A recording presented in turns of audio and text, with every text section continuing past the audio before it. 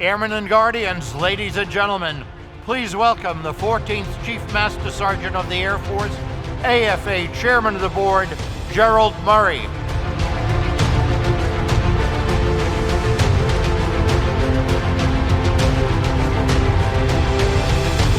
Good morning. Good morning, everyone. Well, we certainly got off to a great start yesterday. What a great day. I certainly hope you felt the same way. And then to be able to see so many of you down in the exhibit area with our industry partners there in the evening. And of course, I hope your evening was great as well. For those of us that attended and celebrated the 12 Outstanding Airmen of the Year last night, it was really, really a special evening, and with just the great airmen that represent our United States Air Force. Well, thank you again for being with us today. And as I said yesterday, space is now our middle name. But the Air and Space Forces Association has always been committed to the power of air and space, and has always seen them as intimately connected. We begin today with an inspirational message from a giant of Air Force space history. Over a 37-year career, he held numerous positions, including leadership at the Air University and as commander of the Air Force Space Command. Ladies and gentlemen, it is indeed my honor this morning to introduce to you and bring forward General Lance Lord. General Lord, please.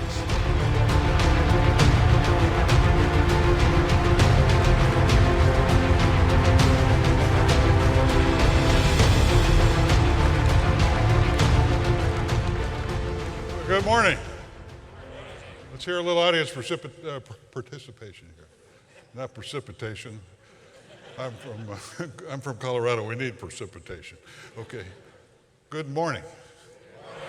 Okay, the clock started here, and CSO, I've got 10 minutes to do my warm-up for you, so hopefully you'll support that. Molly, and I know the chief, and General Brown, as well as the secretary, thank you, and to all for being here today. And thanks to the Air Force and Space Forces Association. I think that's a tremendous thing. So I want to talk just a couple minutes about the art of space, but in a way that you probably wouldn't predict, which is kind of like the way I like to do business. It'd be a little unpredictable, but stay on message throughout that. And Mr. Secretary, I've read the reports from your statements, et cetera, the last couple days. You've got a lot of issues that's on your plate, I know, and hopefully as we move in the days ahead, we'll be able to help you solve some of those and even get better as part of the process. But true to my space background in the launch business, I mean, I'm not a rocket scientist, that's for sure, but I do know a lot about the rocket business. So what we've got today is really what we call in the rocket business a hypergolic situation. Take energetic fuel, energetic oxidizer, you mix them together in the combustion chamber, and what do you get? You get an explosion. And our real effort is to manage that explosion in a way that it goes out the right side of the rocket, and the rocket escapes gravity. It's tough to do that, but with enough thrust, you can fly anything. You can even fly this building with enough thrust, but you know, you might not know where it's going without some kind of guidance set, but that'll be good. But with that in mind, in a hypergolic situation, you know, the hypergolic situation we find ourselves in right now, and you all do, is you got a retired general officer and an audience. That's hypergolic. So I'll do my best to manage that explosion, and we can move on from there. But when we talk about the art of space, how can we define that? It's not the what, because I know what you all are. What I really want to know is who you are. Who you are as you're part of the Air and Space Forces moving forward. So let's focus on that for a minute. Now I've tried to instruct my 2 sons and their brides and our 5 grandchildren, by the way, as we get together on the East Coast to celebrate our oldest son's 50th birthday. We've got the family together. And with 5 grandchildren and all the adults, you got all this variety that's created. You got gluten-free, you got dairy-free, you got all these things. Trying to find a restaurant that will handle all this variation is really difficult. The only thing that when we sit down for dinner, for this big birthday dinner, that everybody would agree on is, guess what? Who gets to pay? Yeah. But the variation of the kinds of things that people bring to this business as we talk about the who of the artist space is really important. Now, oldest granddaughter, Abby Lord, high school senior, all-state basketball player. I posed a question to Abby. I said, Abby, who are you? She said, well, Opa, it depends. And I said, okay, let me ask the question again. Who are you, Abby? She says, well, if you're recruiting me to play basketball, I'm 6 feet tall. But if you want a date, I'm 5'10". So that girl's going to go a long way. But remember the variation of that. So the who of what we are. Who are you? We're all here because, in deference to Warren Buffett, the Oracle of Omaha, who said the only way to make money is to learn how to say no. We're all here because we said yes. And you want to say yes as you look at the possibilities of what we can do with this organization and what we can do with the air and space forces as we move forward. We're all here because we said yes, not because we said no. We said yes. Whether we're an airman or a guardian, we said we want to be part of this. We took an oath, the oath of enlistment, or an officer oath, but that separates us from every other business you can be involved in. And in the civilians in the community who also provide the industry and the push to help the secretary and the chiefs get things done that we need to, they took an oath too, really, to do the best they could to bring forth the products and services that support this business. So the who of this business is you. Every one of us are part of the who. So who are you? How much do you know about what we need to do? How are you improving yourself to make sure that you can contribute to the art of space? Now, how do we, that's point number one, and true to my academic background in the last 4 minutes and 32 seconds, I better hurry up here. 3 main points. We talked about the who. Now we got to talk about the framework for making the who work. And lastly, we got to talk about what are the next steps and how do we launch forward. Well, I would argue, and I know you've all heard this from many times, is the technological imperative that kind of drove the Air Force and the who's of those days were able to take that and exploit it. Well, that kind of framework is how we all grew up, and that framework is good for us in the future. Let me run right back to basketball for a minute. Abby would permit me to say this, but you know, the great basketball coaches and the strategists of the time, Tex Winter, who used to support Phil Jackson when he was a coach of the Lakers, the guy that sat next to him, and when Michael Jordan was playing, his really commitment was to develop what's called the triangle offense. And I saw him in Los Angeles, and I said, Coach Winter, I really wanted to compliment you on your strategy. He says, General, it's a good strategy, but you know what? It only works if you run it.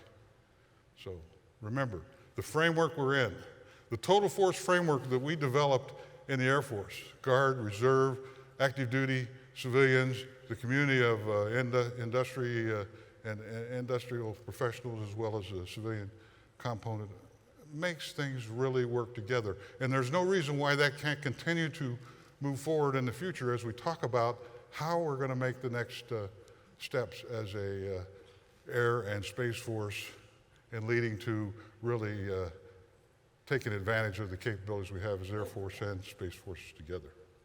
So don't abandon that framework. Continue to work inside that operation. And then move on to what are the next steps? How do we really operationalize that? As I said, having a strategy is only good if you follow it. And you have to adapt along the way, there's no doubt about it. But I know the CSO and also the Chief of Staff of the Air Force have adapted that kind of framework. And Mr. Secretary, I commit to you that that's going to be the help that you need to solve the joint all-domain command and control issue, which you spoke about yesterday, and Those are thorny issues for sure, and how you integrate across those domains and make sure we take advantage of that, those are tough problems, but I think we can stand up to that. We need to understand, and I'm sure John Jumper, who's talked yesterday, if he didn't say it, I would be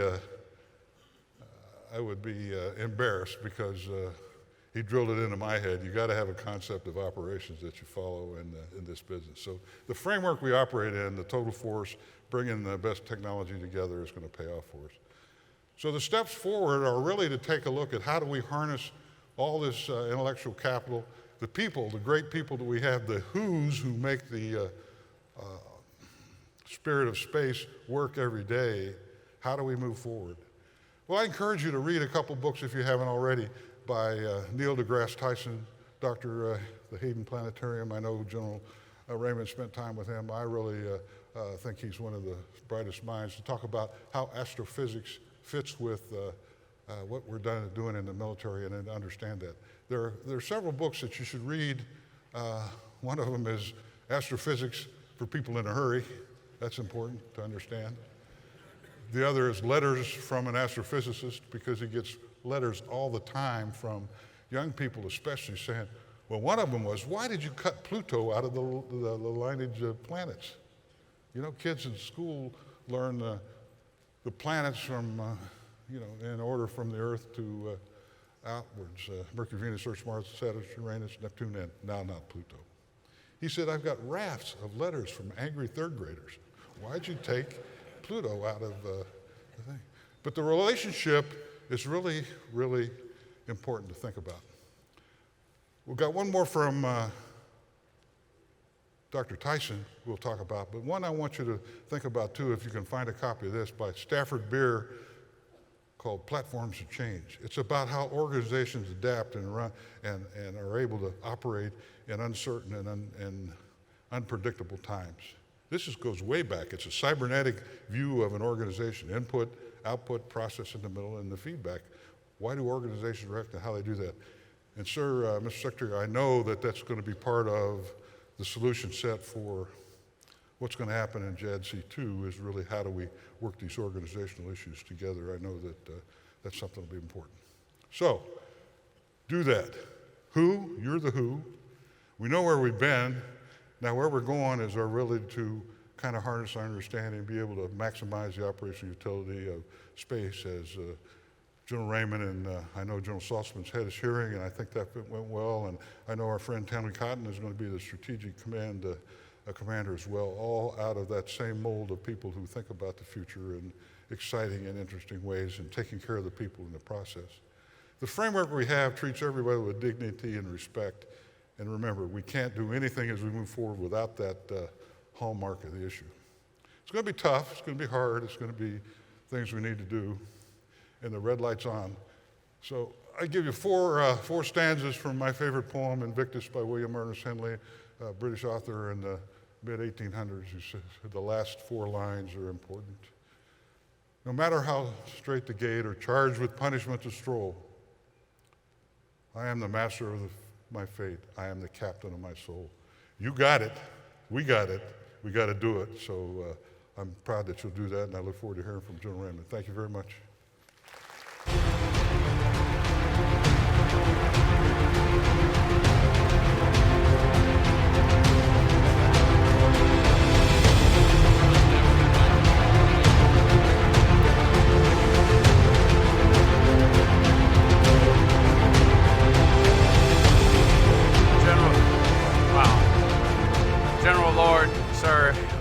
Thank you enough, and I just took the opportunity to be able to thank General Lord by handing the 75th anniversary commemorative coin. But sir, we have a little something else to be able to add to that, and so I want to thank General Raymond for joining me on stage, and gentlemen, if we might, and if General Lord, if you'll take center stage between General Raymond and me.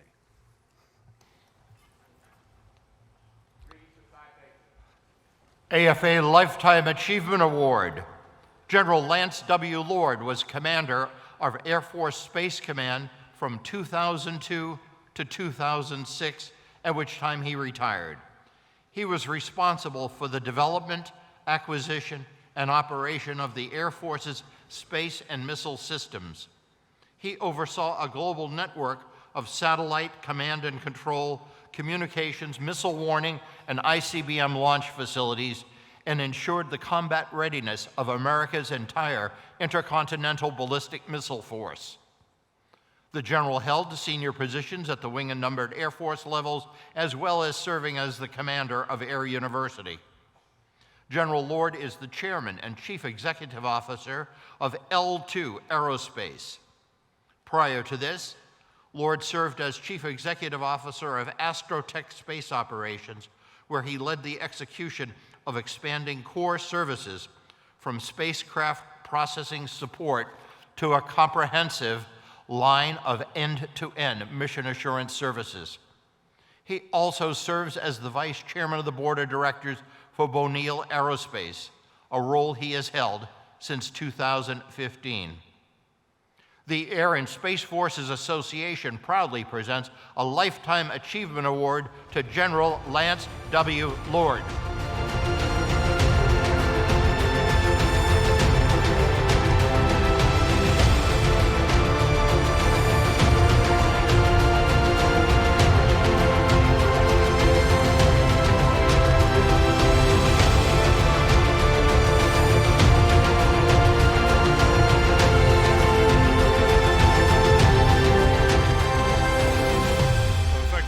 I certainly appreciate this. A real quick story about when I was first commander of Air Force Space Command in 2002, I came to the Air Force Association meeting, and they had a big sign that says, check your membership status. So I got in line, I got all the way up to the front, and I said, I'm Lance Lord, could you tell me when my membership expires? And they went through the roster, they got to the L's, and they said, well, General Lord, you're a lifetime member. And I said, I just want to know if you know something I don't. And now I know you do, so thank you very much.